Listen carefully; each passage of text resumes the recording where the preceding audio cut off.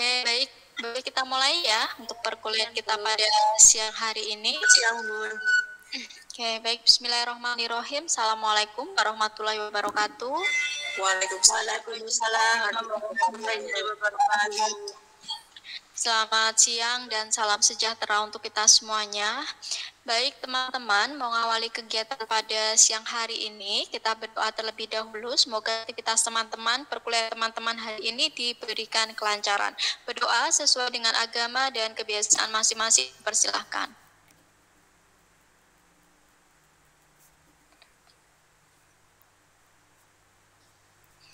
Selesai. Oke, baik teman-teman, hari ini kita masih melanjutkan materi kita di bab 3 ya, yang minggu lalu belum semuanya tersampaikan. Nah, izin untuk sedikit mengingatkan kembali berkaitan dengan hakikat dalam pengembangan sikap dan perilaku dari segi pengembangan nilai moral. Nah, teman-teman sedikit mereview dari apa yang sudah minggu lalu saya sampaikan, bahwa anak-anak itu bisa merasakan bagaimana perhatian orang-orang yang ada di sekitarnya, gitu ya, tulus atau tidak. Ini berkaitan dengan karakter yang dibawa oleh anak tersebut. Jadi kalau teman-teman mengamati ya, apalagi teman-teman saat ini sudah masuk ke dunia pendidikan, begitu ya. Biasanya di awal-awal semester itu banyak sekali kejadian-kejadian yang bisa diamati. Ada anak-anak yang mudah dekat dengan teman-temannya, mudah dekat dengan bundanya, begitu. Tapi ada beberapa anak yang memang butuh waktu yang lama, begitu ya. Mereka harus meyakinkan diri bahwa bunda ini baik, gitu ya, atau orang-orang yang ada di sekitar saya ini baik, begitu. Jadi bukannya mereka tidak bisa, tapi memang ada beberapa orang, beberapa individu yang butuh waktu lama untuk melakukan satu adaptasi di lingkungan yang baru, begitu. Nah, berikutnya untuk anak-anak sendiri dari segi moral ya, mereka itu sudah bisa diajak untuk berdiskusi dan bernegosiasi. Jadi jangan underestimate kepada anak-anak gitu. Biasanya mereka bisa kok, kalau memang itu dari awal diajak untuk berdiskusi apa yang mereka suka, apa yang mereka tidak suka, gitu ya. Mereka bisa kok diajak berdiskusi. Kenapa ini harus dibiasakan sejak kecil, supaya anak-anak itu merasa dilibatkan dalam mengambil keputusan, apalagi itu berkaitan dengan diri mereka, begitu ya. Jadi mereka akan dihargai keberadaannya, merasa dihargai keberadaannya. Nah, berikutnya seperti tadi yang saya sampaikan berkaitan dengan karakter, bahwa setiap anak itu berbeda-beda. Ada yang harus distimulasi lebih, begitu ya. Ketika anak itu ditanya, ada beberapa anak yang menjawabnya sekedarnya iya dan tidak, begitu ya. Bagaimana kabarnya hari ini? Baik, gitu ya. Tapi ada juga anak yang sekali ditanya, begitu ya, tentang perasaannya hari ini, begitu, mereka bisa menjelaskan dengan versi yang panjang lebar. Nah, ini berarti digarisbawahi bahwa setiap anak itu butuh stimulasi yang berbeda-beda, bergantung bagaimana karakter dan pembawaan anak tersebut. Nah, berikutnya, untuk mengetahui bagaimana anak itu mampu bersosialisasi, bagaimana perilaku mereka ketika di luar tanpa sepengawasan kita, maka beri kesempatan dan dukung kepada anak-anak untuk melakukan hal-hal yang baru bersama teman-temannya. Jadi jangan dibatasi, dalam arti anak-anak itu ketika mau punya teman yang baru, begitu ya, ya silakan dukung, karena ini sebagai bentuk anak-anak belajar untuk bersosialisasi. Jadi berikan mereka kepercayaan yang penuh untuk bertemu, untuk memilih teman-teman yang mereka anggap bisa diajak untuk bekerja sama. Kemudian perlu bagi anak-anak untuk dilakukan satu penghargaan atau memberikan apresiasi. Ini berkaitan dengan hal-hal positif yang sudah dilakukan oleh anak dengan memberikan apresiasi, dengan memberikan satu tanggapan atau reward kepada mereka terkait usaha, kemudian kerja keras yang sudah mereka lakukan karena sudah berperilaku baik. Nah, itu gambarannya. Kemudian kemarin saya juga menyampaikan bahwa penting loh anak-anak itu merasakan kasih sayang orang tua gitu ya, berkaitan dengan kondisi ya saat ini mungkin banyak nih orang tua yang kedua-duanya bekerja. Nah, boleh melakukan aktivitas karena tidak menutup kemungkinan bahwa ekonomi itu perlu begitu ya, tapi jangan melupakan bahwa anak-anak ini juga butuh perhatian kita. Nah, ini yang harus dicermati oleh orang tua begitu. Kemarin saya mengatakan bahwa usahakan teman-teman hadir di setiap momen penting mereka. Jadi misalnya anak-anak itu sedang pentas, sedang ada event atau aktivitas, usahakan hadir dan melihat mereka tampil. Supaya apa? Supaya mereka merasa bangga bahwa bisa menunjukkan kemampuan yang mereka miliki kepada orang-orang tersayangnya. Jadi usahakan selalu hadir di setiap momen mereka. Nah, berikutnya ini berkaitan dengan prinsip pengembangan nilai agama, gitu ya. Prinsip pengembangan nilai agama di sini selalu diartikan bahwa larangan-larangan yang kita lakukan ya kepada anak begitu terkadang membuat anak berpikir bahwa Tuhan itu seperti manusia, punya mata, punya telinga, begitu ya. Jadi menanamkan pada anak bahwa apapun yang mereka lakukan, meskipun orang tua tidak melihat atau mereka dalam kondisi sendiri, begitu, Tuhan bisa mengetahui apa yang mereka lakukan. Nah, berikutnya adalah percaya dan mengajarkan bahwa semua kehidupan berhubungan dengan dan bertujuan. Ini diartikan bahwa setiap agama yang berbeda-beda. Kalau teman-teman masih ingat di cakupan perilaku, salah satunya mengajarkan kepada anak tentang toleransi yang harus mereka yang harus mereka ketahui dan ditanamkan sejak dini. Karena pada prinsipnya di Indonesia ini ada 5 agama gitu ya. Jadi tidak mungkin ke depannya anak-anak itu akan selalu punya teman dengan keyakinan yang sama gitu. Itu yang harus ditanamkan kepada anak-anak bahwa apapun agama yang dimiliki oleh temannya itu semuanya memiliki kita.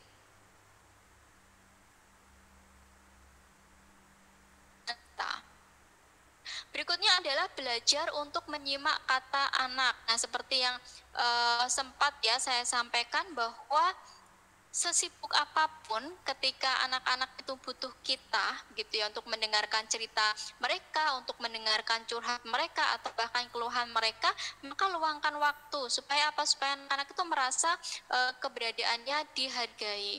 Kemudian menggunakan kata-kata dengan hati-hati, artinya teman-teman harus memilih kalimat-kalimat positif yang harus ditanamkan atau diberikan kepada anak-anak.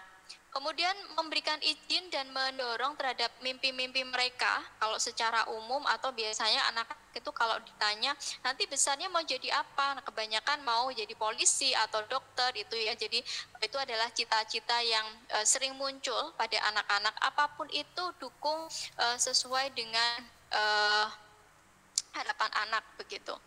Nah, berikutnya adalah memberi sentuhan keajaiban pada hal-hal yang biasa. Jadi memberikan satu keyakinan atau support system begitu kepada anak-anak melalui sentuhan-sentuhan, menciptakan peraturan dan struktur yang luas. Jadi aturan yang diterapkan kepada anak-anak itu dari kesepakatan yang sudah dibuat. Kemudian menjadi cermin positif bagi anak dan melepaskan pergulatan yang menekan, artinya tidak memaksakan kehendak kepada anak dan menjadikan setiap hal itu adalah sesuatu yang baru.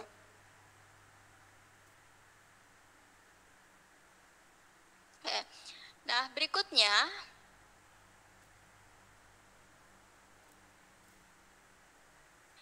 berikutnya berkaitan dengan sosial emosi. Nah, pada cakupan perilaku di awal sudah sedikit disinggung ya bahwa kemampuan guru dalam menstimulasi peserta didiknya sejak dini itu penting. Kenapa? Supaya anak-anak bisa belajar bukan hanya mampu mengekspresikan apa yang dia rasakan, tetapi juga belajar memahami orang lain. Gitu ya. Jadi kedepannya supaya sisi aku dalam tanda kutip ya itu tidak semakin berkembang, karena pada seiring dengan bertambahnya usia, anak-anak itu akan bertemu dengan banyak orang-orang baru dengan karakter yang berbeda-beda. Ini pentingnya orang tua, orang dewasa begitu mengajarkan tentang pengembangan sosial emosional kepada anak sejak dini.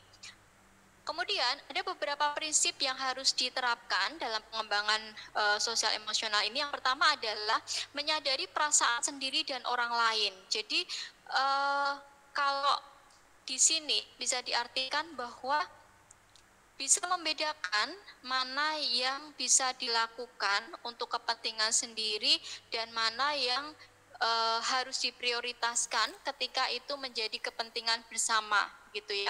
Maksudnya bersama itu adalah kepentingan anak dan teman-temannya. Tetapi yang harus dicermati tidak boleh mengorbankan diri sendiri untuk orang lain. Contohnya seperti apa? Contohnya adalah misalnya daripada teman saya dimarahi gitu ya, saya mau memberikan hasil karya saya gitu, saya dimarahi nggak apa-apa tapi teman saya nggak boleh. Nah ini tidak boleh. Artinya menyadari perasaan sendiri dan orang lain di sini lebih mampu menempatkan gitu ya, bagaimana anak-anak itu belajar untuk mengerti atau mampu membedakan mana yang untuk kepentingan sendiri, mana yang kepentingan orang lain, dan mana yang menjadi kepentingan bersama, supaya tidak menjadi anak-anak yang egois atau anak-anak yang merasa mementingkan orang lain begitu ya. Nah, berikutnya menunjukkan empati dan memahami cara pandang orang lain dalam mengatur dan mengatasi dengan positif gejolak emosional dan perilaku. Nah, ketika kita mengajarkan kepada anak-anak ya sejak dini berkaitan dengan bagaimana cara mengendalikan diri, itu penting. Tujuannya apa? Supaya anak-anak itu tidak terlalu reaktif gitu ya. Meskipun pada anak usia 3-4 tahun biasanya yang dimunculkan adalah sikap-sikap spontan atau reaktif. Contohnya ketika tidak mendapatkan apa yang diinginkan, anak-anak menjadi tantrum gitu ya, teriak-teriak, nangis, ada juga yang mukul-mukul begitu. Nah, itu harus segera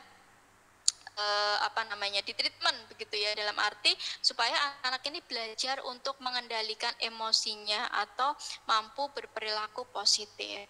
Nah, berikutnya berorientasi pada tujuan dan rencana positif. Jadi apapun yang dilakukan oleh guru, begitu orang-orang dewasa, orientasinya adalah untuk kebaikan anak.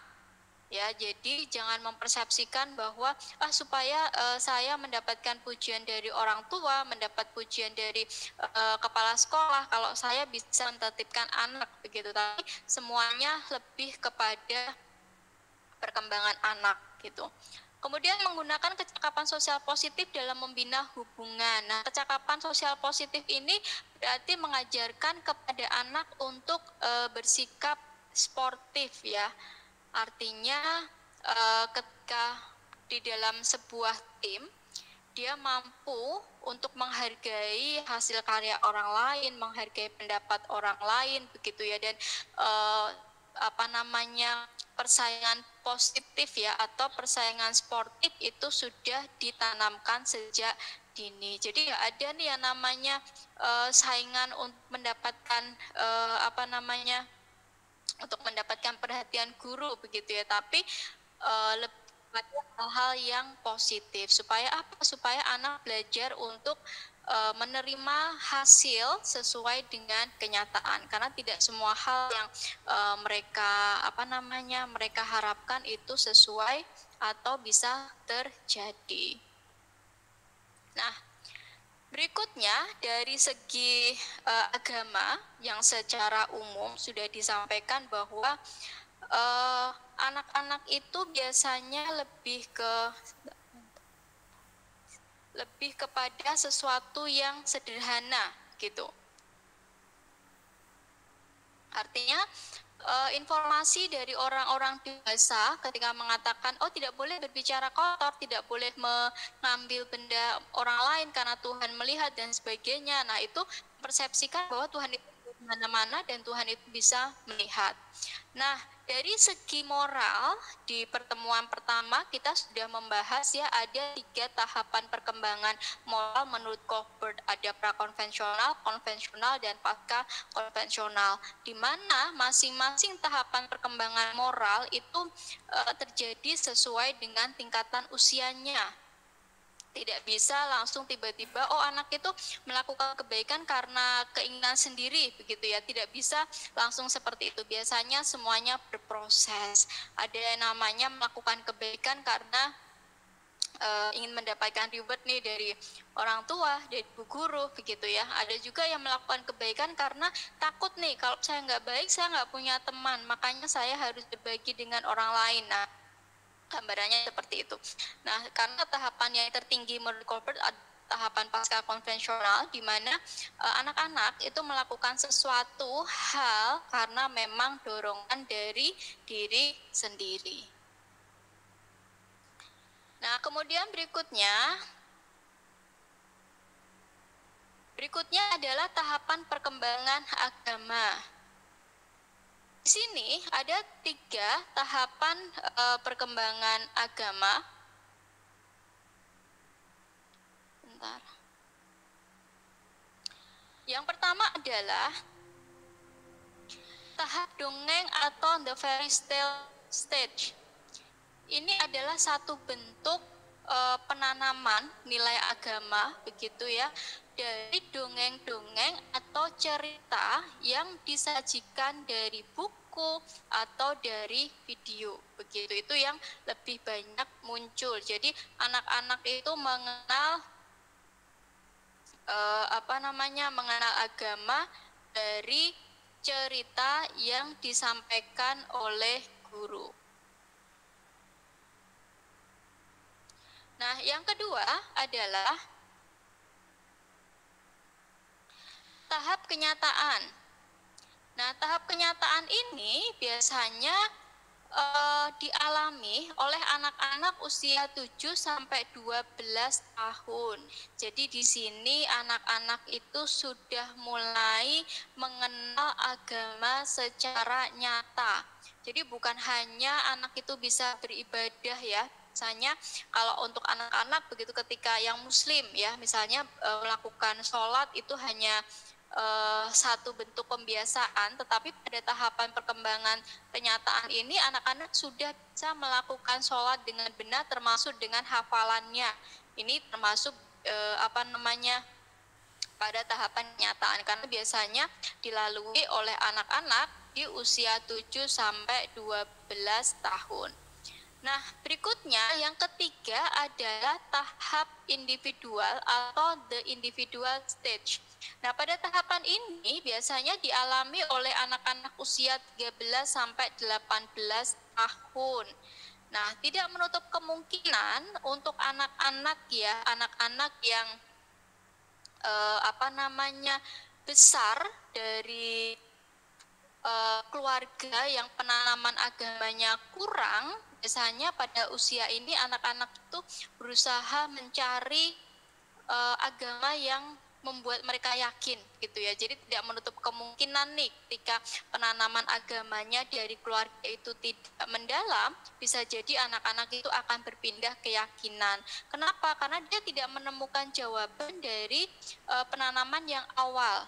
Ya, karena pada tahap individual ini mereka benar-benar mulai mencari jawaban sesuai dengan keyakinan mereka. Itu adalah tahapan perkembangan nilai agama di usia anak. Jadi memang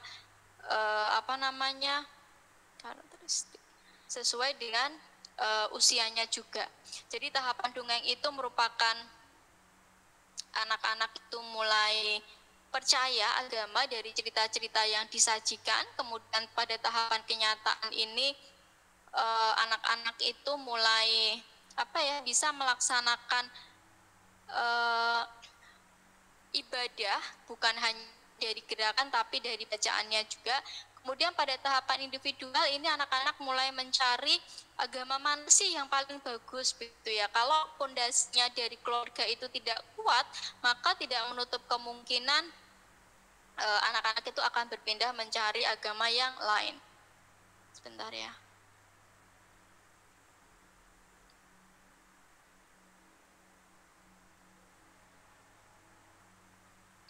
Nah, berikutnya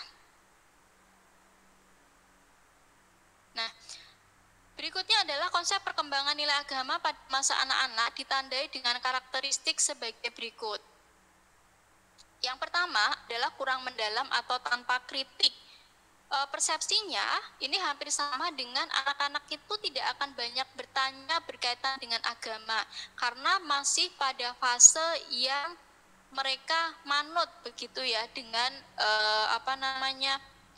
dengan informasi yang diberikan oleh orang-orang dewasa. Jadi tidak boleh mencuri, tidak boleh berbicara kotor dan sebagainya.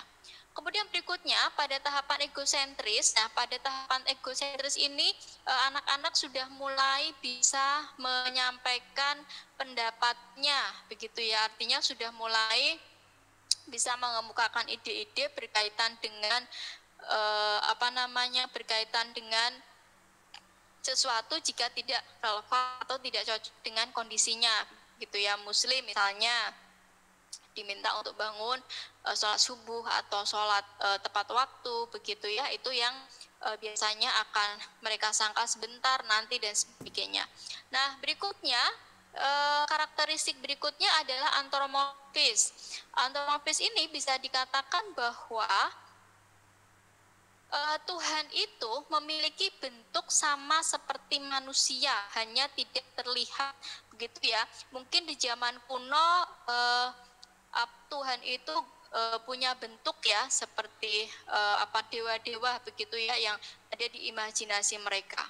Nah, berikutnya di bagian verbalis dan ritualis ini anak-anak sudah mulai bisa melakukan ibadah sesuai dengan keyakinan masing-masing dengan cara yang benar begitu ya. Misalnya yang Nasrani begitu ya, setiap hari Sabtu atau Minggu mereka melakukan ibadah. Mereka sudah tahu konteksnya nih, kenapa setiap Sabtu dan Minggu saya harus pergi ke tempat ibadah begitu ya, ada ketentuan yang harus dilakukan begitu. Nah, berikutnya adalah imitatif. Imitatif ini adalah satu tahapan atau satu karakteristik di mana anak-anak itu akan mengikuti cara beribadah teman-teman yang lainnya gitu ya. Jadi kalau anak itu memiliki circle yang baik, misalnya sholat tepat waktu begitu ya, puasa. Nah, anak-anak ini akan mengikuti apa yang ada di lingkungannya. Tapi sebaliknya, ketika dia memiliki circle yang misalnya teman-temannya kalau mau ibadah mereka nunda-nunda waktu begitu atau terkadang melewatkan jam untuk ibadah. Nah, maka mereka akan mengikuti. Jadi konsepnya adalah apa yang dilakukan oleh teman-temannya itu yang akan diikuti, karena mereka mempersepsikan teman saya saja nggak ibadah nggak apa-apa kok. Nah, kenapa saya harus ibadah? Nah, seperti itu. Jadi konsepnya adalah imitatif. Jadi baik atau buruk, positif atau negatif bergantung dari circle dari anak tersebut. Nah, berikutnya adalah pengembangan emosional. Nah, pengembangan emosional ini lebih ekspresif ya di dalam diri, bagaimana anak-anak mampu memperlihatkan sikap marah, cemburu, iri hati, sedih, takut, ingin tahu, kasih sayang, dan gembira. Saya rasa untuk pengembangan emosional ini semuanya dalam tahapan ya, artinya tidak benar-benar ketika kita sudah dewasa kita merasa bahwa pengembangan emosional kita sudah bagus, paling bagus. Tidak seperti itu. Saya yakin teman-teman di sini pun masih memiliki ya, artinya kalau marah kadang bisa dikontrol, kadang tidak. Nah, bergantung dengan siapa begitu ya. Ada perasaan cemburu, iri hati, itu bagian dari manusiawi. Kemudian teman-teman masih merasakan sedih, masih merasakan takut, kemudian ingin tahu, terus mengharapkan perhatian atau kasih sayang dari orang lain, kemudian mampu merasakan kegembiraan begitu. Jadi pengembangan emosional ini memang seperti yang pernah saya sampaikan, hal yang tidak bisa hilang akan terus berkembang. Tapi yang membedakan adalah seiring dengan bertambahnya usia, pengembangan emosional ini lebih bisa dikendalikan gitu. Misalnya rasa cemburu gitu ya. Kalau anak-anak kan biasanya cemburu dengan adik atau kakaknya gitu ya. Biasanya anak-anak pertama itu suka iri nih dengan kehadiran adiknya, apalagi misalnya jarak usianya sedikit begitu ya. Jadi perhatian orang tuanya semuanya beralih ke adiknya. Ada perasaan cemburu gitu. Kadang mereka tidak bisa menyampaikan rasa itu, justru akan berubah ke sikap gitu ya, entah itu anak itu menjadi pemarah atau menjadi pendiam begitu ya, tapi mereka tidak bisa menyampaikan bahwa saya cemburu gitu. Nah, berbeda dengan orang dewasa, mereka sudah bisa menyampaikan, dan ketika merasakan hal itu mereka tidak akan frontal tapi bisa menyampaikan apa yang dia rasakan. Nah, bedanya seperti itu. Jadi pengembangan emosional ini sampai dewasa atau sampai kita tua begitu ya, tidak akan pernah hilang. Yang membedakan adalah dari segi pengendalian dirinya. Nah, ini adalah bentuk ekspresi marah, cemburu begitu ya, yang biasa ditampilkan oleh anak, takut, kemudian ada ekspresi ingin tahu begitu. Nah, berikutnya di sini ada beberapa tabel aspek ya berkaitan dengan perkembangan sosial. Sosial di sini lebih kepada tanggung jawab terhadap diri sendiri dan orang lain, seperti tadi yang dikatakan bahwa tanggung jawab terhadap diri sendiri dan orang lain itu berbeda begitu ya. Ada yang namanya prioritas, harus bisa menempatkan diri, dan ini yang harus diajarkan kepada anak sejak dini begitu. Tabel-tabelnya sudah ada dari tingkatan usianya, kemudian contohnya di sini pengembangannya adalah inisiatif diri dan kebebasan. Di sini anak-anak sudah mampu menunjukkan kebutuhan dan keinginannya. Kemudian pada usia-usia ini kebebasan dan inisiatif itu lebih muncul, anak-anak itu lebih aktif untuk terlibat di dalam aktivitas orang dewasa gitu ya. Jadi misalnya kalau teman-teman pernah melihat ketika ada orang yang sedang ngobrol gitu ya, tiba-tiba nanya apa toh, nah misalnya seperti itu satu bentuk bahwa mereka itu pengen terlibat di aktivitas orang lain begitu terlihat. Kemudian menyelesaikan tugas yang rumit dalam satu proyek yang menjadi pilihannya sendiri dengan bantuan orang dewasa, dan menyelesaikan serta mengerjakan tugas pilihan sendiri tanpa bantuan orang tua. Artinya semuanya bertahap. Nah, itu berkaitan dengan tabelnya. Kemudian di tabel yang kedua, ini adalah tingkah laku prososial, di mana anak-anak belajar bermain dengan baik bersama teman-temannya, begitu ada tahapannya juga. Kemudian belajar mengenali perasaan orang lain dan menunjukkan respon yang sesuai, kemudian berbagi dan menghormati hak orang lain. Jadi lebih kepada tingkah prososial. Nah, berikutnya adalah aspek pemahaman diri. Ini kemampuan anak-anak dalam memahami dirinya sendiri. Yang pertama adalah mampu menunjukkan kemampuan dalam menyesuaikan diri dalam situasi yang baru. Itu ya, jadi kemampuan individu dalam beradaptasi.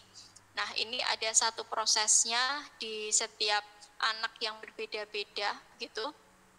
Contohnya misalnya berinteraksi dengan guru dan anggota keluarga terdekat, kemudian menganggap kedatangan dan kepulangan dengan senang sebagai bagian dari rutinitas sehari-hari, kemudian menerima perubahan dalam jadwal harian atau rutinitas, dan mengambil manfaat dengan meningkatkan kemandirian di sekolah. Artinya di sini setiap usia itu pasti mengalami aktivitas yang berbeda-beda gitu ya.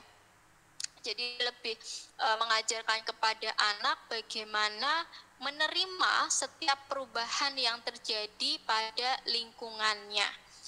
Yang semula misalnya sekolahnya di KB, pulangnya cepat nih. Nah, kemudian naik ke kelompok A, biasanya pulangnya agak lama nih. Nah, artinya mereka sudah mampu memahami perubahan-perubahan yang terjadi di sekitarnya.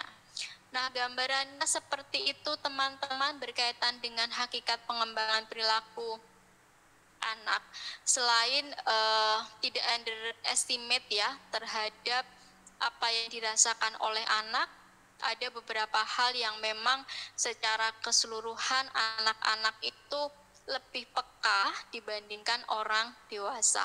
Karena biasanya di dalam satu kelas itu guru menangani beberapa anak begitu ya. Terkadang tidak terlalu membaca semiotik yang ditampilkan oleh anak. Maka biasanya guru dituntut untuk lebih peka terhadap perubahan yang muncul pada anak. Ya, biasanya guru bisa melihat di awal ketika anak baru datang ke sekolah, kemudian atau ketika aktivitas bermain gitu, seperti gambarannya di hari Rabu kemarin saya ke Solo Tigo nih untuk melakukan observasi di sekolah. Nah, beberapa anak di kelas itu memang dikondisikan 10 anak begitu ya.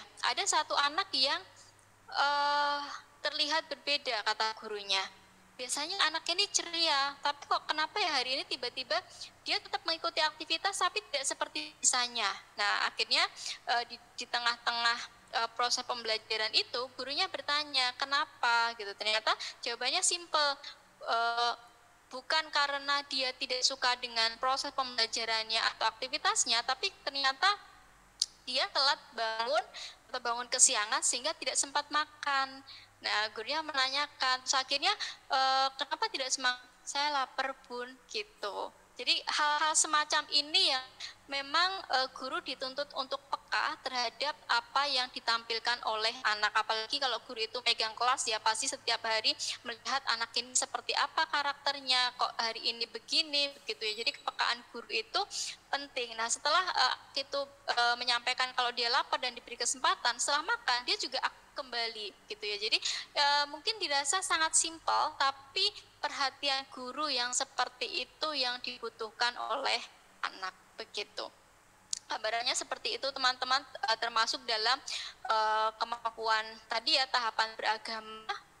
Kenapa perlu begitu, walaupun mungkin di sini ada beberapa teman yang sekolahnya atau murid saya semuanya memiliki keyakinan yang sama Bu, gitu ya. Tapi tetap harus dikenalkan agama-agama yang lain gitu, karena tidak menutup kemungkinan ketika bertambahnya usia dia akan bertemu dengan orang-orang dengan latar belakang yang beda. Jadi jangan underestimate, karena kami selalu membentuk anak-anak di lingkungan kami, jadi tidak mungkin ketemu dengan orang-orang yang berbeda begitu ya, atau ketemu dengan orang-orang yang keyakinannya berbeda. Tidak boleh seperti itu, karena pada prinsipnya kita tidak bisa mendeteksi nih apa yang akan terjadi ke depan. Yang harus kita lakukan adalah mempersiapkan anak dengan sebaik-baiknya, supaya apa? Supaya tidak kaget ketika mereka memasuki dunia luar, bertambah teman-temannya, kemudian dengan latar belakang yang berbeda, dengan karakter yang berbeda begitu ya. Itu yang membuat anak-anak biasanya terkadang kaget kalau memang tidak disiapkan dari awal. Begitu teman-teman gambarannya. Adakah yang ingin ditanyakan? Bu Nur Afifah, silahkan. Oke. Assalamualaikum Bunda, selamat siang. Izin Siang, bertanya. Jadi murid saya itu kedua orang tuanya keyakinannya berbeda Bun. Tapi dia bersekolah di sekolah saya yang lebih ke Islam. Saya enggak tahu ceritanya seperti apa ya Bun, tapi memang orang tuanya berbeda. Jadi dia itu seperti kebingungan. Jadi kan setiap hari Sabtu itu di tempat saya ada yang namanya praktek sholat, nanti Sabtu depan ada praktek wudhu, bahasa Inggris dan sebagainya, kita ganti-ganti. Ketika kita praktek wudhu, dia tahu, sholat juga tahu. Nah, setelah review, dia bertanya begini Bun, kenapa di sekolah saya yang diajarkan hanya sholat, wudhu, asmaul husna yang berkaitan dengan Islam lah begitu. Terus saya tanya, kenapa Mas gitu? Saya juga baru tahunya kemarin Bun, Sabtu kemarin gitu. Kenapa Mas itu? Saya diajak, maaf ya, saya diajak mama ke gereja gitu. Kalau ada yang Nasrani saya mohon maaf, ini tidak membedakan gitu ya Bun. Saya bertanya, saya diajak mama ke gereja hari Minggu, terus diajak kebaktian, pokoknya yang intinya beragama lah gitu. Terus dari Jumat dia ajak ayahnya, laki-laki, dia diajak ayahnya Jumatan gitu, diajak Pak D-nya ngaji dan sebagainya gitu. Nah dia terus bertanya begini, saya baru tahu mama saya mengajarkan begini, ayah saya mengajarkan begini. Sebenarnya agama saya ini apa Bu Afif gitu kan. Saya bingung pun jawabnya. Saya mesti jawab yang mana gitu kan. Karena saya juga baru tahu Sabtu kemarin dia baru cerita. Agama saya yang mana Mas gitu. Agama saya yang mana Bu? Terus saya tanya, kalau di rumah ngaji enggak? Ngaji. Tapi kayak begitu. Mungkin maksud orang tuanya adalah mengenalkan dua kepercayaan ini sejak dini. Karena memang kedua orang tuanya berbeda. Mungkin saya tangkapnya begitu ya, Bu. Saya juga enggak tidak menanyakan secara langsung ke orang tuanya, tidak gitu. Mungkin maksudnya begitu. Nah, saya bilang sama anaknya, Mas coba aja dipelajari dulu. Kan ada agama Hindu, itu nanti kita ibadahnya di wihara. Saya tunjukkan gambarnya, Bun. Jadi kalau agama Hindu itu tempat ibadahnya begini. Ada biksunya tuh seperti ini. Terus dia menjawab, oh seperti Shaolin Popeye ya Bu gitu. Iya hampir sama gitu. Nah yang saya tanyakan itu Sabtu ini dia menanyakan kembali. Saya tanya, Mas mau yang mana? Lebih suka yang mana? Lebih suka ke gereja sama mama atau lebih suka ke Jumatan sama ayah? Atau Mas mau yang mana? Saya kan tanya begitu, lebih suka yang mana? Saya bilang. Terus dia begini, saya bingung Bu Afif. Saya suka ke gereja. Kalau pulang saya dikasih air putih, rasanya enak, dikasih jajan, dia bilang begitu. Kan masih anak-anak ya Bun, mungkin mindsetnya begitu. Saya juga suka Jumatan, karena ada Pak Yena cerita-cerita gitu kan tentang nabi-nabi gitu. Mungkin ada satu atau yang lain saya kurang paham. Nah, yang ini saya tanyakan, bagaimana saya menjelaskan ke dia? Yang intinya adalah dia ingin memilih salah satu Bun, tapi dia masih bingung.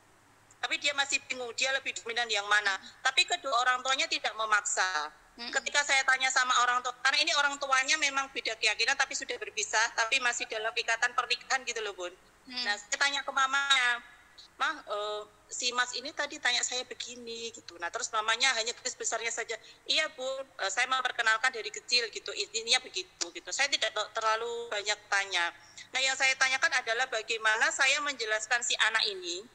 Semua agama itu memang sama, sudah saya jelaskan. Tapi intinya si anak ini masih bingung Pun bahwa mau lari kemana gitu loh Bun. Saya menjelaskannya tuh bagaimana gitu. Gitu saya Bunda. Terima kasih. Iya, baik, menarik ya Bu Afifah ya, karena Bu Afifah juga pada prinsipnya baru tahu. Nah, karena ini berkaitan dengan agama, hal yang sangat sensitif.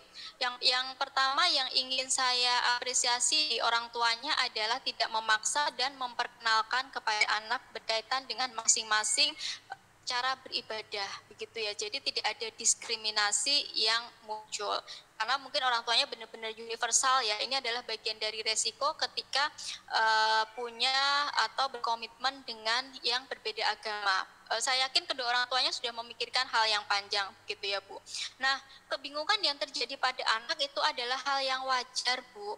Jadi kalau ditanya saya harus menjawab seperti apa ketika nanti harus memilih begitu.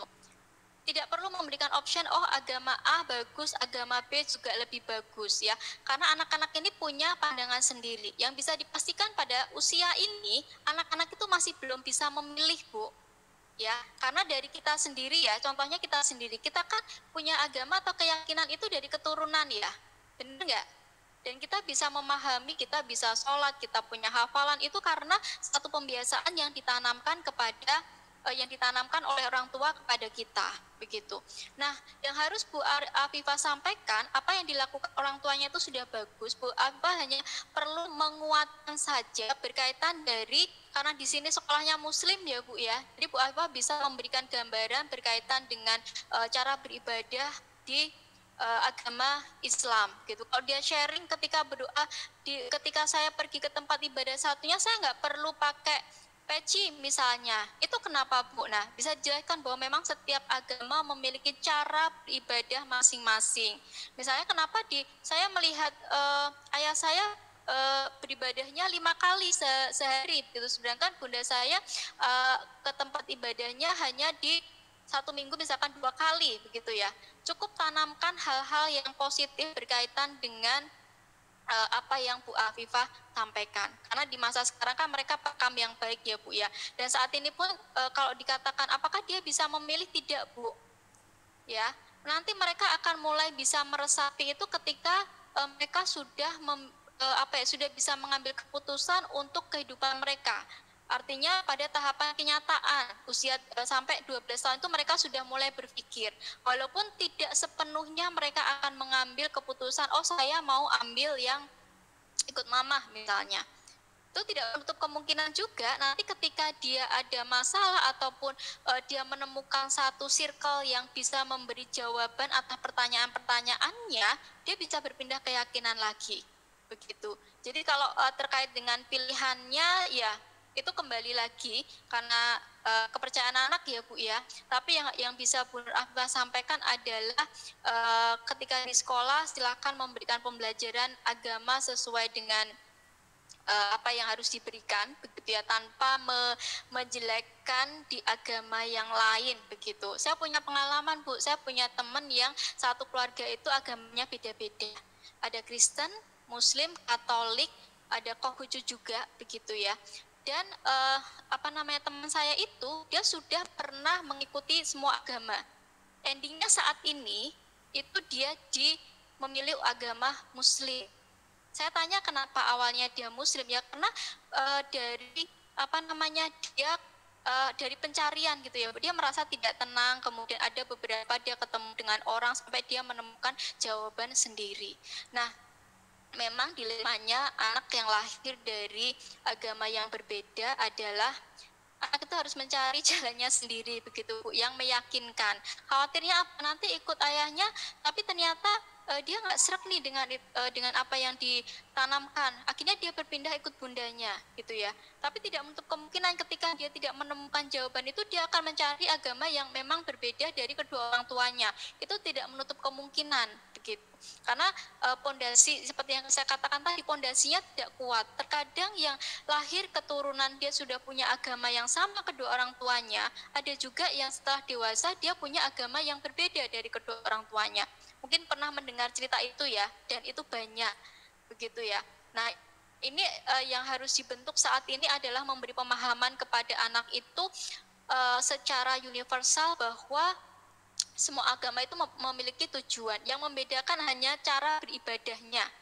Begitu ya Bu ya. Dan nanti ke depannya dia akan memilih kok sesuai dengan keyakinannya gitu ya. Kalau dari latar belakang itu saya percaya banget orang tuanya sadar banget berkaitan dengan dua keyakinan yang berbeda. Jadi orang tuanya ingin memberikan gambaran yang utuh terkait masing-masing agama sebelum dia memutuskan mau agama yang seperti apa. Karena ini sesuatu yang sensitif ya Bu ya.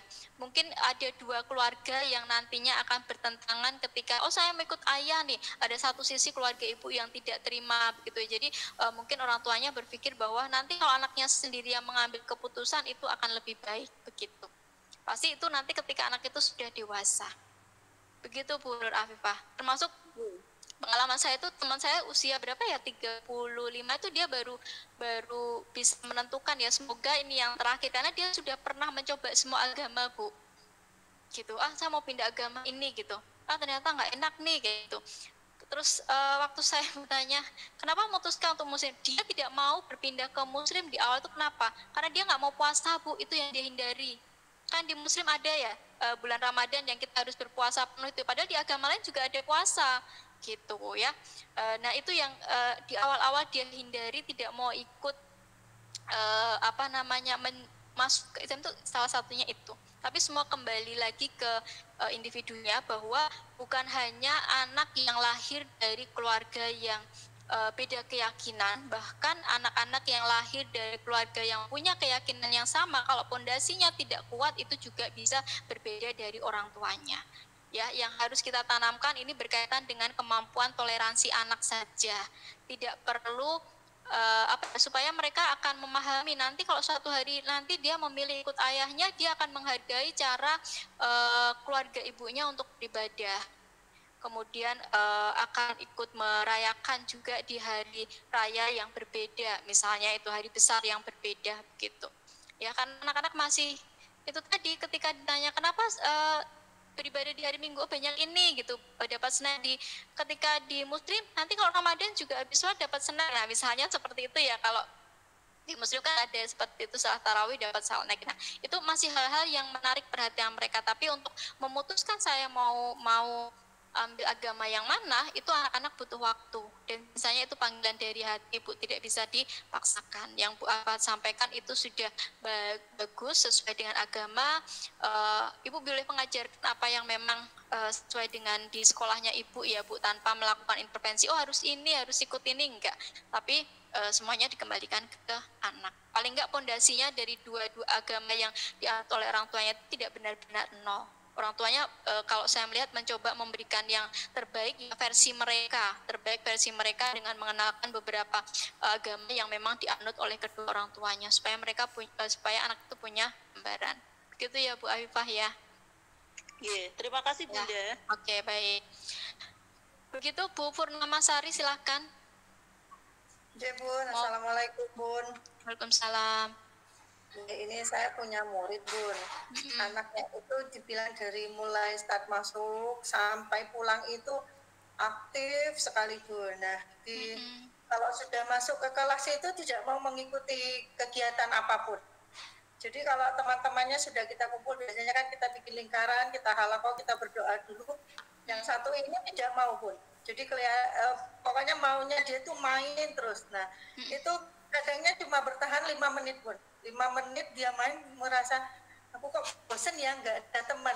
Bergabunglah di lingkar itu, tapi bukan untuk mengikuti kegiatan, hanya iseng aja mengganggu. Kalau nggak nyolek temennya, nyubit temennya, atau pokoknya bikin temennya itu terganggu gitu Bun. Jadi konsentrasi temennya itu terganggu sekali gitu. Nah, kalau dia sudah melakukan itu tuh dari pagi sampai pulang itu kegiatannya itu saja mengganggu temannya. Kadang ada teman-temannya sebelum kita pulang, kita calling, kita tanya teman-teman, ada yang sedih nggak hari ini atau ada yang seneng nggak gitu. Pasti jawabannya teman-temannya itu 5 hari ketemu anak ini tuh ada hari tanpa ngomong sedih gitu. Kamu kenapa sedih? Aku diganggu sama dia. Kamu kenapa? Aku dicubit sama dia. Jadi setiap hari itu begitu aja Bun laporannya anak-anak itu di kelas itu. Jadi dia mendengar teman-temannya begitu tuh sedih Bun. Ustazah, aku kan sebenarnya pengen berteman gitu kata dia. Terus saya kasih tahu, boleh berteman, memang berteman. Kita kan satu kelas itu berteman, cuma Mas ini salah bertemannya. Ngajak temannya tuh tidak dicubit atau ditendang atau pokoknya itu tangan dan kaki itu lalu bergerak, membuat temannya tuh tersakiti gitu Bun. Di satu sisi pun saya kadangnya kok nggak tega ya, setiap hari dia diomongin temennya. Nah, dikatain temennya gitu, kamu nggak usah berteman sama kita karena kamu suka mukul, suka gini gitu. Dia kalau sudah dijudge beberapa teman, nanti ya kamu gini, nanti dia ke saya atau ke teman saya satunya lagi itu nangis dengan nada nangis tuh. Saya kok ya Allah, kok saya merasa sedih. Di satu sisi saya tidak bisa memihak dia karena memang anak ini yang salah dari sudah kita kasih kebebasan, oke, kamu nggak mau ngikutin pelajaran atau tidak mau mengikuti ustazah atau mendengarkan ustazah bicara, tidak apa-apa, yang penting kamu tidak mengganggu. Tapi ya itu Pun, kita siapkan mainan apapun, bertahan cuma 5 menit. Setelah itu bikin onar lah, bikin keributan di kelas. Setelah dia bikin keributan di kelas, kalau ada teman yang nangis, dia lari pindah ke kelas lain. Sih. Pindah ke kakak kelasnya, ke TKP. Di TKP pun dia bikin ulah lagi. Iya, sama lagi. Saya harus menjemput lagi ke TKP, bawa lagi ke TKA. Seperti itu hampir setiap hari itu begitu. Sampai saya komunikasi dengan orang tua. Gimana Cipun, kita di sekolah tuh sudah berusaha untuk bikin aturan gitu. Alhamdulillah anaknya kalau kita udah melalui aturan gitu, dia mau mengikuti. Cuma karena di rumah kita pernah melakukan home visit gitu pun, di rumahnya tuh ternyata dibebaskan orang tuanya tuh. Jadi tidak ada aturan apapun. Jadi saya bilang gini, maaf, saya bilang Bunda, Ayah, kalau di sekolah kita sudah punya aturan, kalau mau makan boleh, tapi berdoa dulu. Enggak. Dan makan pun ada waktunya. Karena kenapa kita aturan betul, kan ada jam makannya jam 9:30 di tempat saya itu. Nah, Pernah 1 bulan pertama kali dia masuk ke sekolah itu pun, bulan pertama itu dia datang ke sekolah itu sudah buka, taruh tasnya, tidak ditaruh di loker, udah jajanannya tuh dihamburin di situ saja di depan pintu masuk gitu. Itu hampir setiap hari begitu pun. Ya saya tanya, kenapa kok sarapan, kan di rumah sudah sarapan. Iya, tapi aku lapar gitu. Dia ngomong gitu. Oh ya sudah, namanya anak lapar kan, kita tidak bisa memaksa untuk nggak boleh makan, enggak. Jadi saya kasih kesempatan untuk makan. Cuma ya itu pun, di jam waktunya makan snack itu 9:30, dia sudah tidak mau makan punya dia lagi gitu. Ditanya, kenapa kok nggak mau makan punyamu? Aku bosan, aku nggak mau, aku pengen makanannya punya temen gitu. Apa yang dia kerjakan pagi, kalau dia sudah merasa bosan, dia akan mengambil punya temennya gitu, apapun itu, baik makanan atau mainan gitu. Jadi cara mengajak temannya bermain itu tidak secara halus gitu Bu. Jadi teman-temannya tuh kalau dia sudah mendekat tuh kayak, ada ini sini, nggak usah deh, nanti dia mukul lagi. Jadi temannya tuh sudah mindsetnya tuh sudah anak mengganggu, ini anak mengganggu. Itu gimana ya Bun solusinya Bun? Oke, baik. Saya menyimak apa yang Ibu sampaikan. Kalau secara perkembangan psikologi anak ya Bu ya, sebelum tadi Bu bilang keluarganya memberikan kebebasan gitu ya, saya sudah menyimpulkan bahwa sebenarnya anak ini melakukan hal-hal yang mungkin versi temannya nakal begitu ya, itu dalam bentuk dia butuh perhatian ya. Dia mempersepsikan bahwa kalau aku menjadi anak yang baik-baik saja, nggak ada perhatian dari orang dewasa dan orang di sekitarku gitu, maka dia melakukan hal-hal yang out of the box atau berbeda dari lingkungan sekitarnya. Sebenarnya tujuannya apa? Untuk mendapatkan perhatian. Nah, itu kembali lagi flashback dari pola asuh di keluarganya. Ya, mungkin keluarganya mempersepsikan bahwa memberikan kebebasan kepada anak itu adalah sesuatu yang bagus buat mereka. Ya, mereka jadi anak-anak menjadi aktif dan sebagainya. Tapi mereka orang tuanya atau orang dewasa lupa bahwa anak-anak ini butuh rem loh. Mereka butuh orang yang bisa bukan mengendalikan tapi mengingatkan gitu ya. Jadi contohnya ketika Bu Purnama menyampaikan bahwa loh kenapa makannya nggak berdoa dulu begitu, atau kebebasan anak mau makan tinggal makan aja gitu. Ini yang harus runut dari belakang, bahwa kebebasan yang orang tuanya berikan itu justru menjadi satu ruang kosong untuk anak tersebut. Jadi apapun yang dilakukan orang tuanya akan tetap mengapresiasi kok, akan mengatakan bahwa baik-baik saja dan sebagainya. Tapi tidak ada yang namanya perhatian. Misalnya dengan memberikan satu bentuk ya, orang tua itu ada yang namanya teguran gitu ya, terus mengarahkan, mungkin itu yang tidak dia dapat di rumah. Maka dia melakukan hal-hal yang menurut dia bisa menarik perhatian orang lain. Kalau aku melakukan kerusuhan, kan bu guru jadi melihat ke aku. Kalau aku nakal sama teman kan jadi nengok ke aku ya. Walaupun pada akhirnya dia menyadari bahwa kok respon teman-teman ternyata negatif ya, jadi nggak mau punya teman ke aku gitu ya. Nah Bu, ada yang namanya metode bercakap-cakap. Memang metode ini butuh waktu yang lebih begitu ya. Artinya kalau kita bahasa gaulnya namanya deep talk gitu ya, bicara dari hati ya, mendengar apa yang dibutuhkan oleh anak. Tidak perlu berlama-lama Bu. Misalnya di satu sisi misalnya tadi mengatakan bahwa aku bosan main ini gitu ya, kalau ada shadow teachernya bisa diajak, ya sudah ngobrol sama Bunda yuk, apa yang dimau gitu ya. Ketika dia menyebutkan aku mau ini dengan catatan atau konsisten, nanti mainannya harus sampai selesai loh.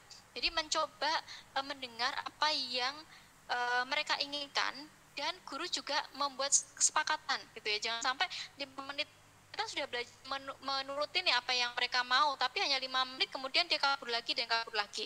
Nah, anak ini harus mulai diberi satu batasan gitu ya, dengan kesepakatan dan sebagainya. Itu bisa dilakukan secara kontinu. Nah, kalau di dalam pembelajaran sains itu lebih ada yang namanya ini ya, gangguan emosional. anak-anak melakukan hal-hal yang ekstrim untuk mendapatkan perhatian. Salah satu penyebabnya itu tadi, dia tidak biasa mendapatkan perhatian, atau kalau saya flashback dari dari ceritanya, itu anak-anak itu terlalu diberi kebebasan, jadi tidak ada rangkulan dari orang tuanya. Dengan memberi kegiatan apa? Memberi satu kegiatan bentuk project, di mana anak itu melakukan satu proyek untuk menarik perhatian orang lain. Ketika dia bisa menyelesaikan, maka reward, apresiasi, kalimat-kalimat positif, penguatan yang diberikan oleh orang yang ada di sekitarnya itu penting. Jadi seolah-olah mengatakan bahwa aku ada loh, aku diakui secara positif loh dengan sebuah karya. Begitu Bu Purnama. Jadi konteksnya apa yang dilakukan itu anak itu nggak nakal, tapi lebih ingin menarik perhatian orang-orang yang ada di sekitarnya, tetapi dengan cara yang salah. Karena dia mempersepsikan, aku jadi anak baik tapi aku nggak dapat perhatian kok dari siapa-siapa gitu. Maka dia melakukan hal yang ekstrim, menyebar makanannya, mengambil makanan teman, kemudian mencubit begitu ya, atau mengganggu orang lain. Dengan cara itu dia mengasumsikan aku akan mendapat perhatian dari orang lain begitu. Jadi harus diluruskan dulu Bu Purnama, boleh menggunakan metode bercakap-cakap. Jadi kalau misalnya anak ingin ini, coba buat kesepakatan dulu. Bunda mau menurutin atau Ustazah mau nurutin, tapi dengan kesepakatan ya, Kak atau siapa panggilannya begitu ya, supaya anak ini mulai tertata. Kalau tidak selesai nanti harus bagaimana. Nah ini perlu jadi komunikasikan di awal. Gambarannya seperti itu Bu. Jadi secara psikologi anak ini ada satu ruang kosong yang dia tidak tidak dapatkan gitu ya. Jadi dia berpikir bahwa aku akan mendapatkan perhatian ketika saya melakukan sesuatu yang berbeda dengan orang lain. Buktinya benar, ketika dia mengganggu temannya merespon, gurunya merespon dia, kan seperti itu. Gitu Bu Purnama, itu dari segi psikologinya seperti itu. Jadi bisa melakukan dengan metode bercakap-cakap ya, atau deep talk. Tidak perlu lama-lama deh. Misalnya dia pengen apa, dibuat kesepakatan harus selesai, kalau enggak harus bagaimana. Nah ini penting. Begitu.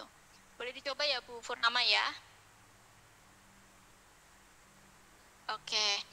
Ya, pernah maaf Bu, pernah ya. Saya ajak juga deep talk itu ngobrol, Mas Ilmi maunya apa sih? Saya bilangin gitu, aku mau main plastisin Ustazah. Oke, boleh main plastisin, tapi dengan kesepakatan kalau selesai main plastisin harus dibereskan. Sambil saya amati juga, Bun. Saya amati dia main plastisin, ternyata plastisinnya itu dibulet-buletin sama dia, bukan dimainin untuk dianya, tapi dibuang sana, buang sini, kadang ngaruhin melempar ke temannya.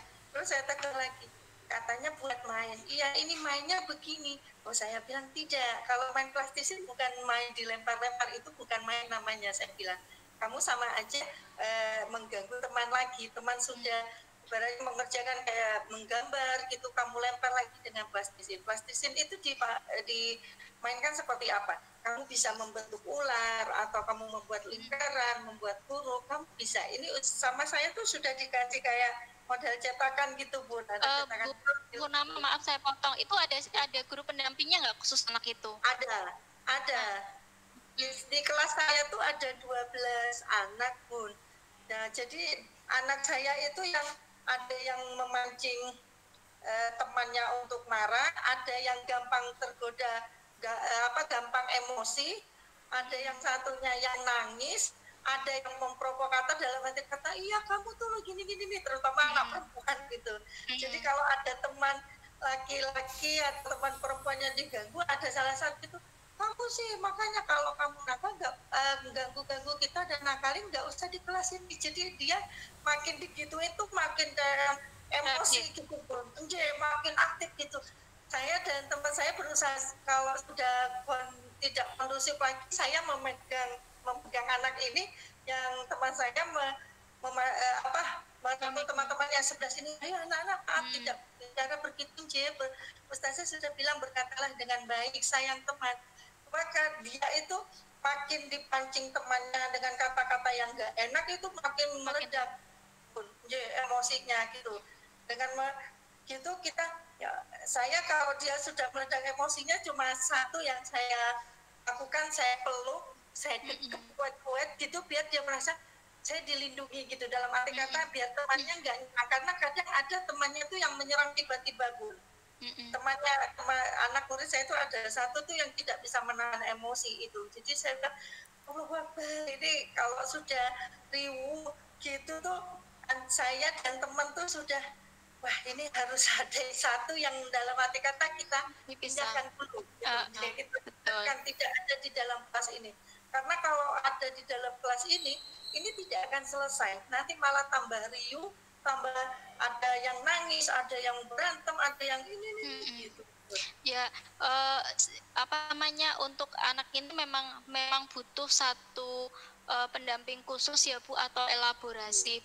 Dan kalau secara dibilang terkait dengan kebiasaan yang mereka munculkan ya, keaktifan dengan tadi emosi, ketika dia butuh perhatian tapi teman-temannya mungkin sudah terlanjur jengkel gitu ya Bu ya. Jadi itu jadi provokasi dan tidak berteman dan sebagainya. Dia butuh teman elaborasi Bu, dan salah satu-satunya yang bisa dielaborasi adalah gurunya. Jadi memang kalau bisa satu pendampingan yang benar-benar khusus ya tadi, supaya tidak semakin menjadi berkaitan dengan berkaitan dengan penerimaan teman-temannya begitu ya. Karena kalau dibiarkan semakin dia tidak diterima oleh lingkungannya begitu. Gambarannya begitu. Ya, jadi memang benar-benar butuh satu pendampingan. Kalau di sekolahnya Ibu ada namanya